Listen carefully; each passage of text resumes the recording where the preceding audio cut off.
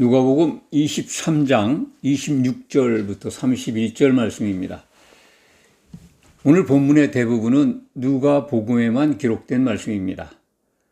다른 복음서들에게는 기록되어 있지 않습니다. 27절의 말씀부터 31절 말씀은 모두가 다 그렇습니다. 빌라도 법정에서 십자가형을 언도받고 이제 그 형 집행을 위해서 끌려가시는 거죠. 그 뒤를 백성들 또는 많은 여자분들이 따르고 있습니다. 27절 말씀을 보면 그렇습니다.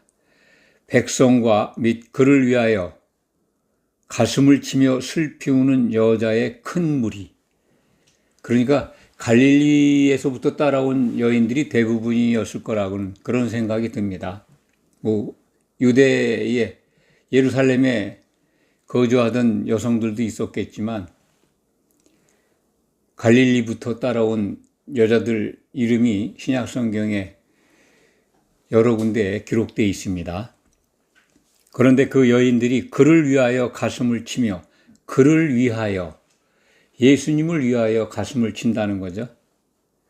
슬피 우는 여자의 큰 무리가 있었는데 예수님은 그들을 돌이켜 그들을 향하여 바라보시면서 말씀하십니다.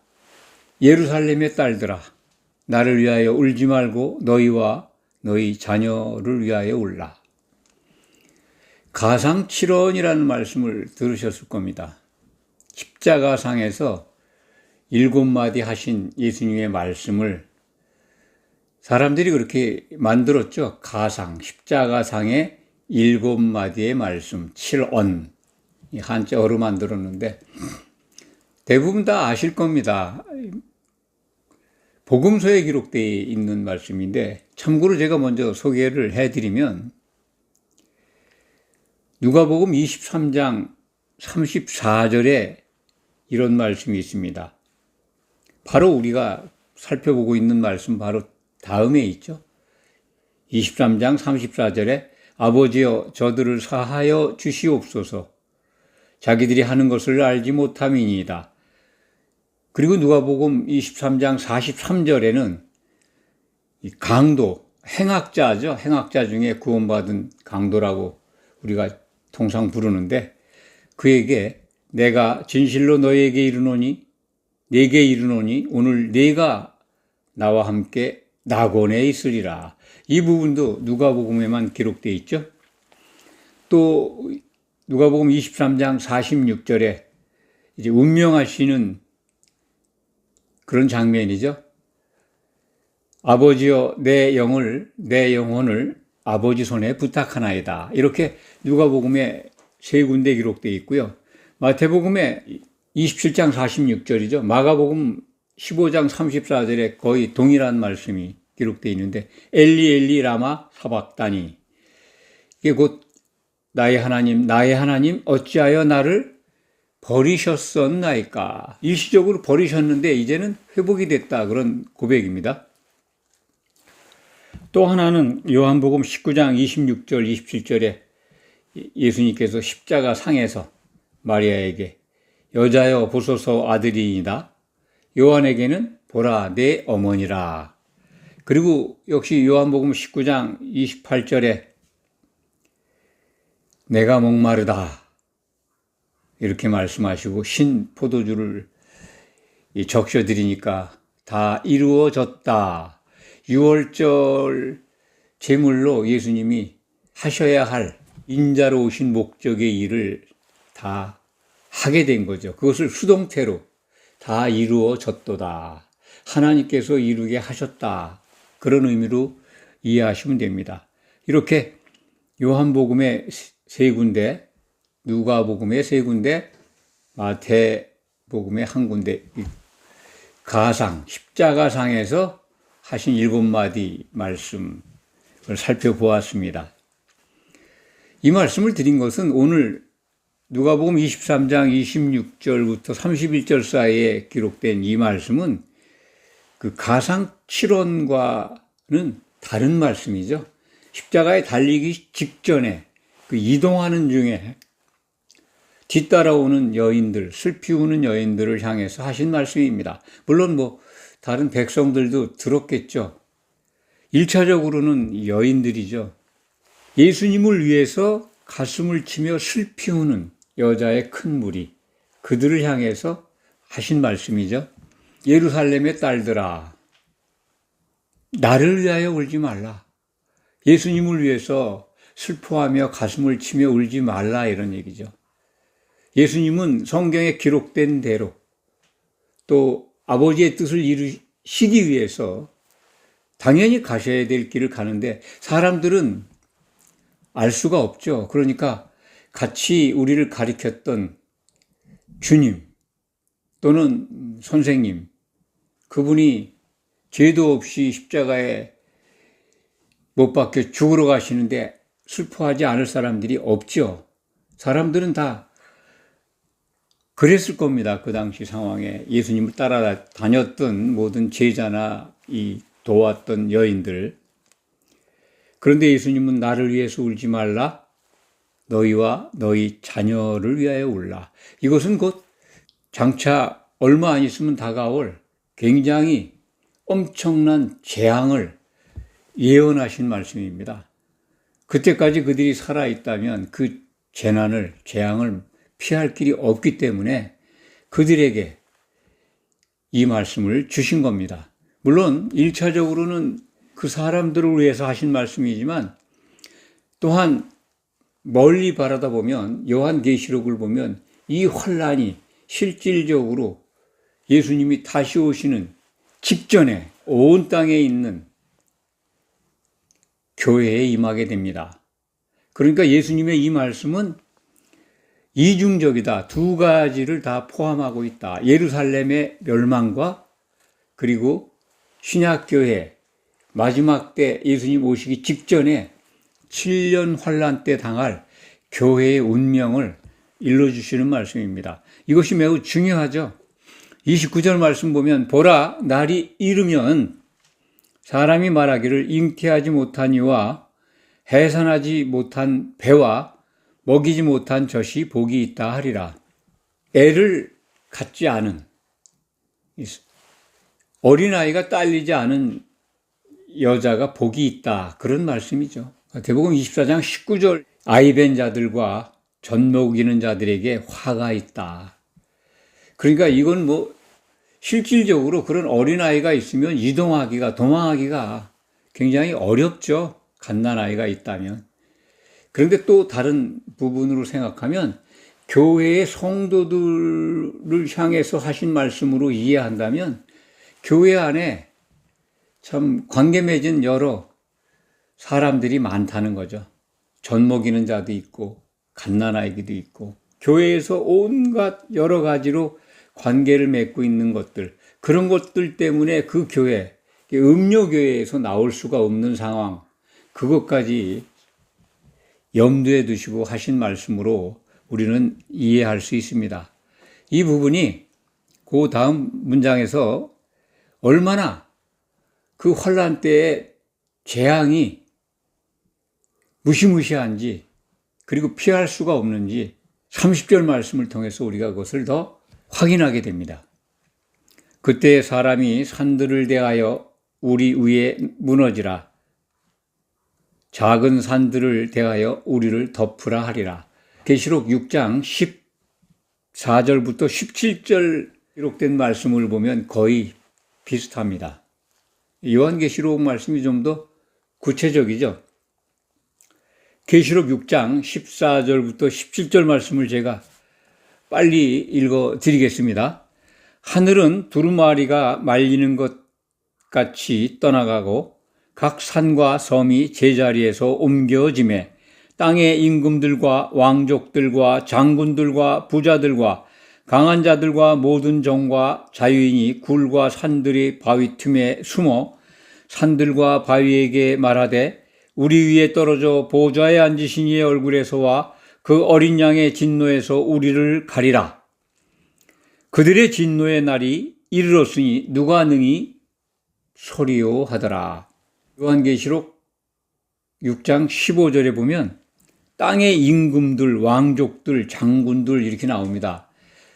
땅은 교회를 가리킨다고 말씀을 드린 바가 있죠. 땅의 임금들, 그러면 이건 성도들입니다. 그들이 다 얼마나 그 재앙이 무서운지 산이 무너져가지고 바위가 자신들에게 떨어져서 그 진노를 좀 가려달라라고 호소하고 있어요. 바위가 사람 둘이에 덮이면 죽는 거죠. 차라리 죽는 게 낫다는 거죠. 얼마나 재앙이 무시무시하면 창세 이후에 그런 재난이 없을 거라는 게 마태복음 24장의 기록이지 않습니까? 그러니까 믿는 자들도 포함된다는 겁니다. 그 재난은 피해갈 수가 없다. 재난이 임할 때 그 당시에 교회에 몸담고 있는 성도들 또한 피할 길이 없다. 이 부분은 구약성경 에스겔서 20장 47절 말씀을 보면 또 확인하게 됩니다. 거기에도 의인들까지 또는 참 우상숭배하는 아주 악행하는 자들 동시에 다 불살른다고 하는 말씀이 선포되고 있습니다. 에스겔을 통해서. 에스겔서 20장 47절 또한 제가 한번 읽어드리겠습니다. 읽어가면서 설명을 드리겠습니다. 남쪽 숲에게 이르기를 여호와의 말씀을 들을지어다. 남쪽 숲, 그것은 남쪽에 있는 숲, 곧 예루살렘이 있는 남유다 지역입니다. 남유다 지역에 거하는 백성들을 향해서 예언하라는 겁니다. 그래서 에스겔이 그걸 받아서 예언을 하고 있는 거죠. 여호와의 말씀을 들을지어다. 주 여호와께서 이같이 말씀하셨느니라. 내가 너희 가운데 불을 일으켜 모든 푸른 나무와 모든 마른 나무를 없애리니 맹렬한 불꽃이 꺼지지 아니하고 남에서 북까지 모든 얼굴이 그슬릴지라. 남쪽 백성, 유다 백성이라고 부릅니다. 또 사마리아 지역은 이제 이스라엘 백성이라고 이렇게 구약 성경에 구별해서 호칭을 하는데 남유다의 곧 예루살렘 거민을 중심으로 한 유다 백성들이죠. 그들에게 지금 여호와의 말씀이 선포되는 겁니다. 너희 가운데 불을 일으켜, 불재앙이죠. 다 태워 죽인다는 거죠. 물론 나무를 비유했으니까 나무를 태우는 데는 불이 제일 가장 유용한 수단이죠. 모든 푸른 나무와, 푸른 나무라고 하는 건 뭐겠습니까? 수액이 있다는 거잖아요. 수액이 있는 거는 신약 성경을 적용하면 성령에 잠겨 있는 상태입니다. 신약 성도들을 기준하면 교회의 신실한 성도들입니다. 그 당시 예루살렘이 멸망할 그 당시에 예루살렘 안에는 그래도 의인들이 있었습니다. 푸른 나무, 그리고 모든 마른 나무, 모든 마른 나무 예외 없다는 거죠. 푸른 나무나 모든 마른 나무 다 없앤다. 맹렬한 불꽃이. 그러니까 의인이나 불의한 악행을 행하는 자들이나 우상숭배에 빠져 있었죠. 가장 하나님이 진노하시는 게 우상숭배입니다. 이 시대에도 교회에서 벌어지는 음행에 대해서 가장 진노하고 계실 겁니다. 그들을 없앤다 이거죠. 맹렬한 불꽃을 보내서 다 멸한다. 얼굴이 거슬린다고 하는 건 다 태워 죽이신다는 뜻이죠. 정말 비참하게 예루살렘 그 당시에 성 안에 있던 유다 백성들 죽임을 당했습니다. 에레미야 애가를 보면 먹을 게 없어서 자식까지 잡아먹잖아요. 그 정도로 패역한 예루살렘 도성의 백성들은 참 혹독한 재앙을 만났고 살아남은 자들은 포로로 끌려갔습니다. 그건 역사적 기록이죠. 푸른 나무와 마른 나무를 동시에 심판하시겠다고 하는 말씀이 오늘 말씀에도 기록되어 있죠. 그러니까 바위 보고 우리를 좀 덮으라, 작은 산들 보고 우리를 좀 덮으라 라고 하는 그 간청, 죽는 게 차라리 낫다는 거죠. 그 가운데는 요한계시록을 보면 땅의 왕족들도 있잖아요. 성도들입니다. 그뿐만 아니라 마른 나무, 교회에 들어와 있지만 성령이 없는 마른 나무 된 그러한 신자들도 다 피할 수가 없어요. 그 재앙을. 그래서 예수님은 그것까지 염두에 두면서 1차적으로는 주후 70년에 파괴될 예루살렘 성과 성전, 그걸 먼저 가리키는 말씀이지만 궁극적으로는 예수님 다시 오시기 직전에 일어날 교회의 심판, 재난, 7년 환란을 염두에 두고 말씀하신 겁니다.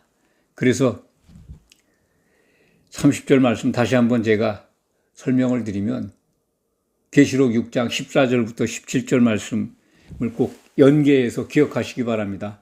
얼마나 그 재난이, 하나님의 진노가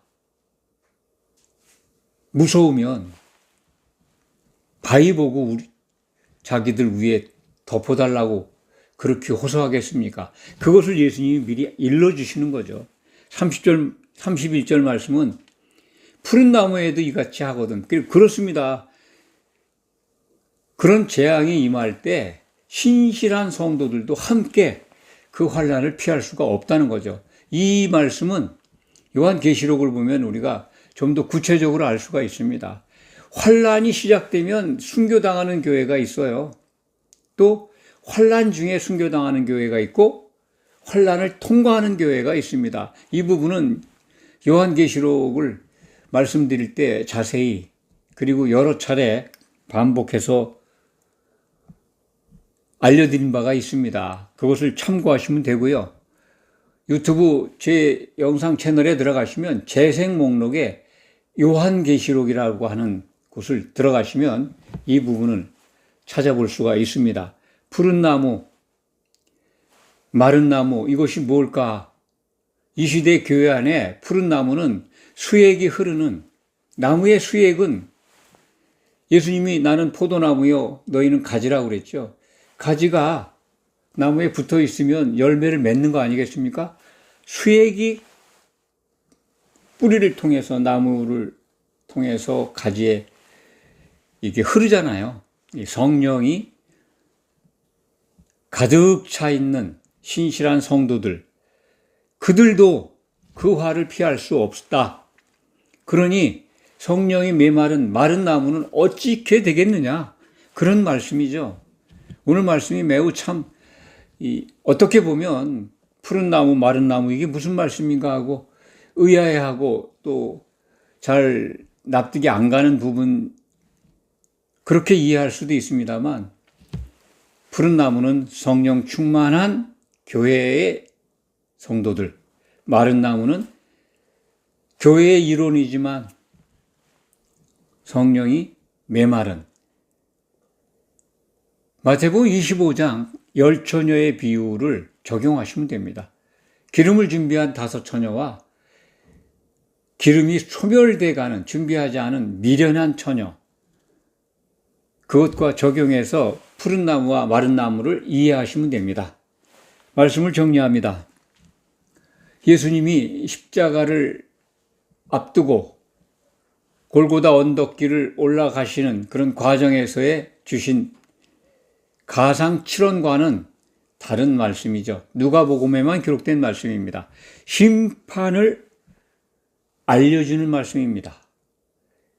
궁극적으로는 신약교회 성도들에게 심판이 있으니 잘 준비하라는 겁니다. 그날이 얼마나 무섭고 두렵고 피해갈 수가 없는가, 그러한 것들을 일깨워주는 말씀입니다. 기도하겠습니다.